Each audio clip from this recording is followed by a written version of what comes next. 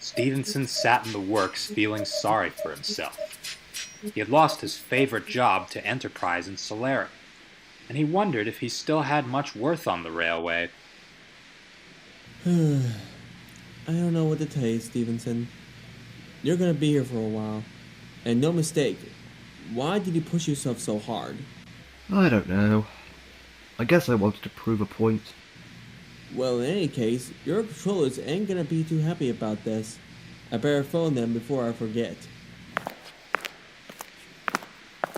A few moments later, he saw another engine at the corner of his eye. Now, where have I seen that engine before?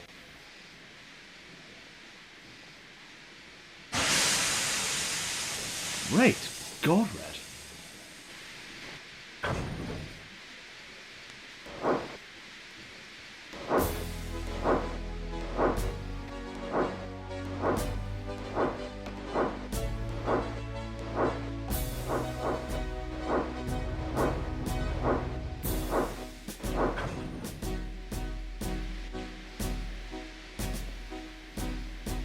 Excuse me? Ahem?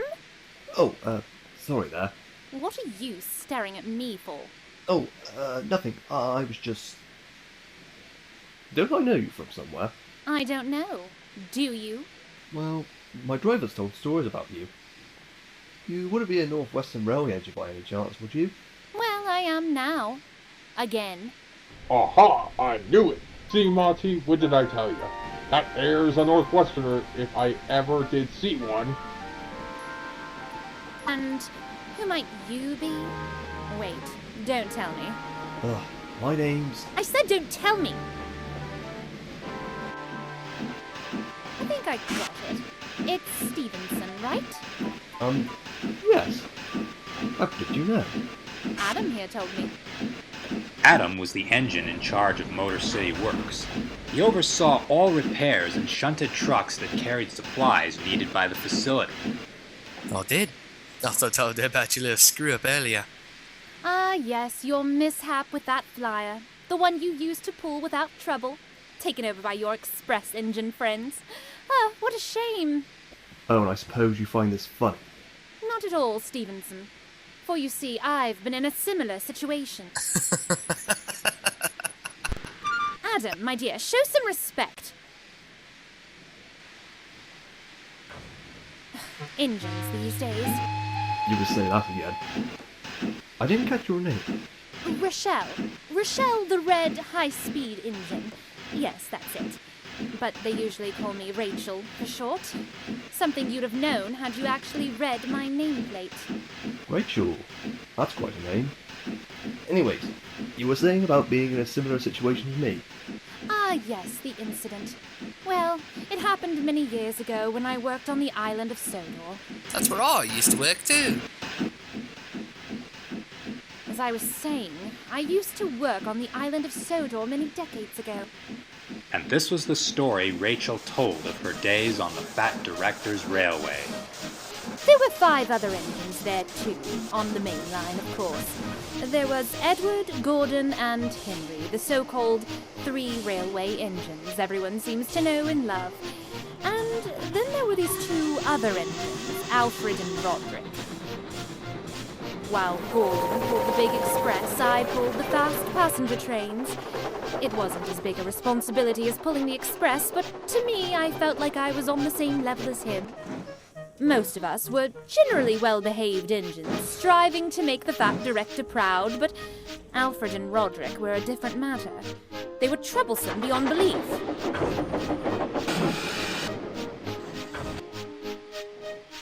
When they weren't causing trouble on the main, they were often belittling me for my work.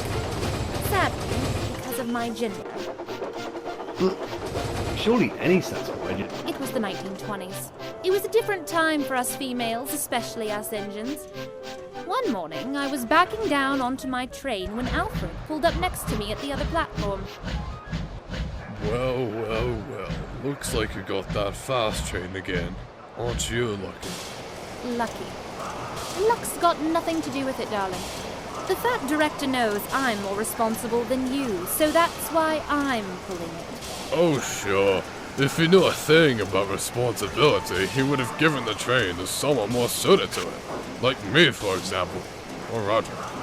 Exactly. It's disgraceful.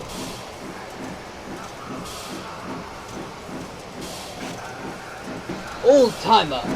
Coaches, let's go! Roderick, show some respect. He's not your slave. Oh, yes, Rachel, my dear. Anything for you, Rachel.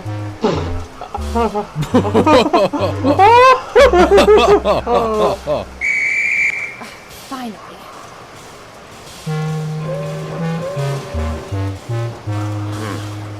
I swear, Roderick, never in all my years have I seen such an ego from an engine. And from a female, no less. I know. These females have no business parading themselves along our railway. Sometimes I wonder where this railway is coming to. I believe it's called progress that the railway's coming to. Something I believe you two ought to welcome with open buffers. Progress? Oh, please. You wouldn't know progress if you lived to be 100. Rachel has done wonders for this railway. Why, without her, it might have fallen under, and we'd be on the scrap heap. The perfect place for the both of you, I'd say.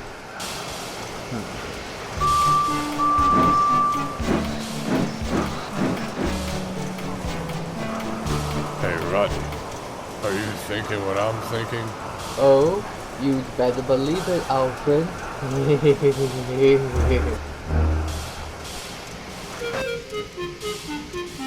Edward, thank you so much for standing up for me earlier.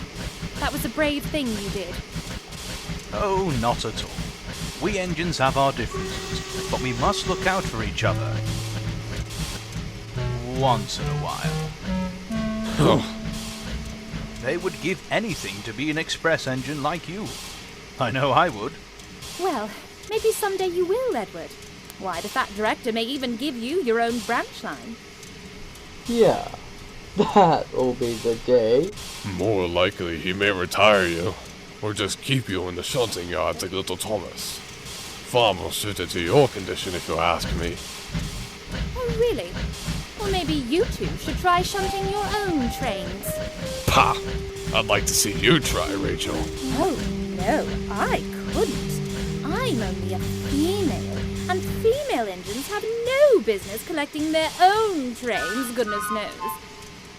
Oh, we'll shunt our own trains all right. Oh yes, Roderick. First thing in the morning. I didn't know at the time that the two engines might be plotting something. I won't say anything more about it just yet, but let's just say it might have been better if I had.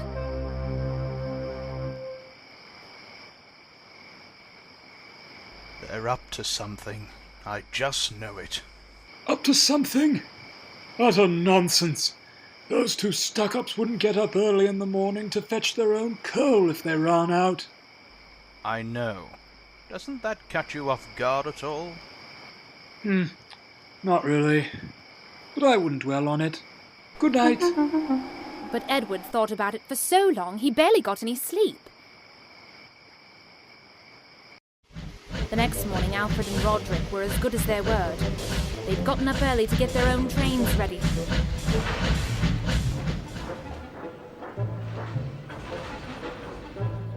But before Roderick was about to leave with his goods, someone came and loosened one of the truck's couplings. As he passed through Knapford, I backed down onto my express train as usual. Except this time, neither he nor Alfred made their usual remarks towards me. As I was about to leave, a strange figure walked towards me. Excuse me, are you Rachel? Yes, that's what they call me. And who might you be? Oh, I'm your fireman in training. Fireman in training? But Rachel's already got a fireman. Exactly, so move along, my good sir. You're obstructing important business. Oh, well, sorry. But in that case you've not noticed, I'm getting paid for this. Now, are you gonna let me on board, or do I have to tell the fat director you didn't follow his orders? Wait, the fat director sent you? I don't recall him making such a request. Neither do I. He sure did. Got the papers right here.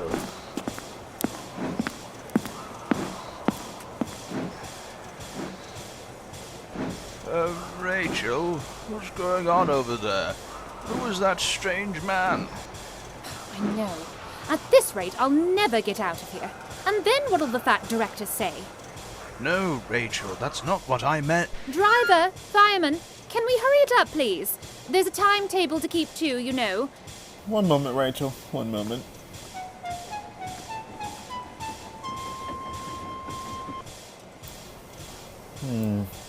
Seems to be in order. Alright then, climb aboard. Let's get going. Ah, finally.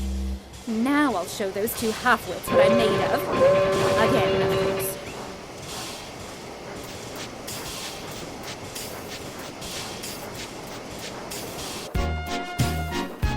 I was racing along, determined to make up the lost time.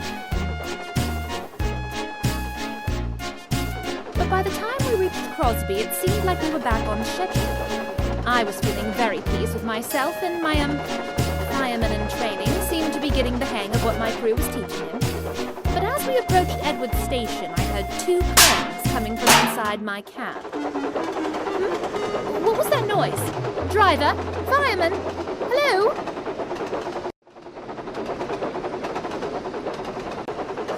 Well, the hill's coming up.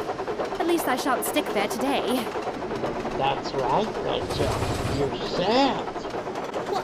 Well, finally an answer. I was beginning to think you might be a runaway. Don't worry, Rachel. You're not. Yet. Okay, good. Wait, what? Driver?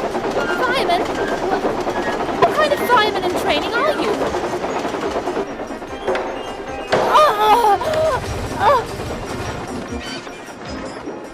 So long, express engine. Help! Help! I'm sure, as you can guess, there was worse to come. That must be Rachel.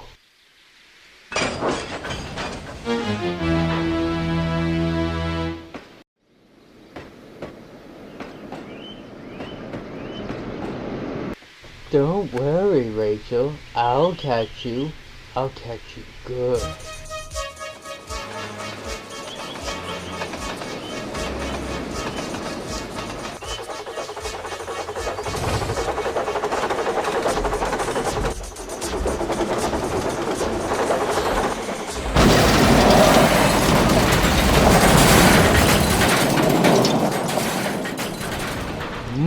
Ha ha ha ha ha ha.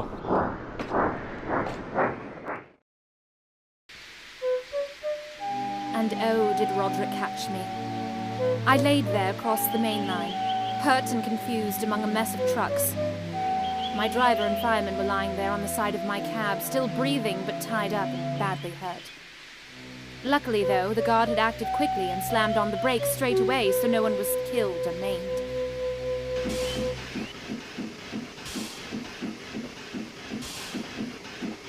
I'm so sorry, Rachel. I did try to warn someone. If only if I'd let that station master know sooner. Edward, no. I'm the one who should be sorry. If If I hadn't been so obsessed with my own pride, this wouldn't have happened. It wasn't your fault at all, Rachel. You didn't know that Alfred and Roderick would be behind the accident. But mark my words, they'll get what's coming to them. And did they? Thankfully, yes. Roderick was stopped just outside the next station. And there watching him was the fat director.